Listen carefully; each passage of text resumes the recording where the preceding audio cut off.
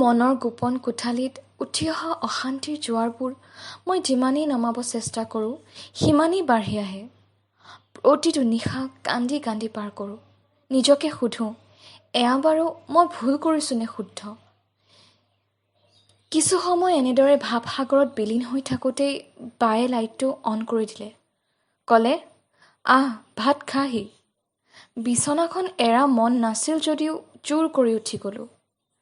হাতটো ধুই টেবুলত বহি প্লেটখনত দেখোঁ কেৰেলা, পটল, আলু দি বনোৱা ভাজি এখন, পদুনা চাটনি আৰু ভাত।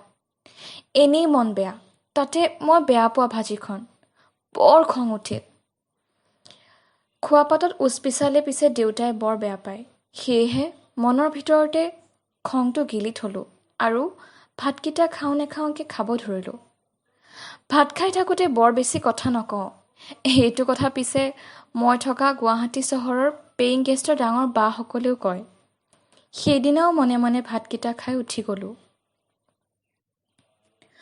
পঢ়া শুনা সাপেক্ষে মই গুৱাহাটীত থাকোঁ, কিন্তু এতিয়া কৰোণাৰ দিন, সেয়েহে চব নিজৰ ঘৰে ঘৰে। লকডাউনৰ সময়, মাছ মাংস পোৱাটো আন দিনতকৈ টান। পিছে মই এনেও খাই ভাল নাপাওঁ। হোটেল, বাৰ্থডে পাৰ্টি, বিয়া এইবোৰত কিন্তু ঠিকেই খাব পাৰোঁ। ভাত খাই উঠি বিচনাত পৰা বেয়া, শকত হয় বোলে। কিন্তু মই আন দিনৰ নিচিনাই আহি বিচনাত পৰি দিলোঁ আৰু বাৰ পৰা সেইবাবে গালিও খালোঁ। একো কৰিবই মন নাযায়চোন। ভাবিলোঁ দিনবোৰ কেতিয়া ভাললৈ আহিব। আকৌ ইটো সিটো ভাবিবলৈ ধৰিলোঁ। সকলো শুলে। উৰেটা নিশা ইটো সিটো ভাবি পাৰ কৰিলোঁ। ৰাতি পুৱাবৰ হ'ল, নাই আজিও টোপনি নাই। এনেকৈ আৰু কিমান দিন? কেতিয়া সকলোবোৰ ঠিক হ'ব? কেতিয়া শান্তিৰে শুব পাৰিম? মনত পৰে সেই দিনবোৰলৈ, যেতিয়া খোলা মনেৰে হাঁহিছিলোঁ। কোনো চিন্তা নাই, জীৱনৰ প্ৰতি কোনো আশা আকাংক্ষা নাই। জীৱনটো যে ইমান জটিল বুজিবই পৰা নাছিলোঁ।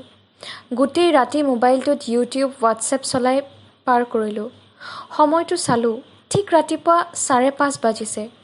চকুটো জাপ খাইছে নিজে নিজে। নাই আৰু নোৱাৰা হৈছে ভাৰ ল'ব। এতিয়া টোপনি যাবই লাগিব। চিলমিল টোপনি আহোঁতেই এলাৰ্মটো বাজিল।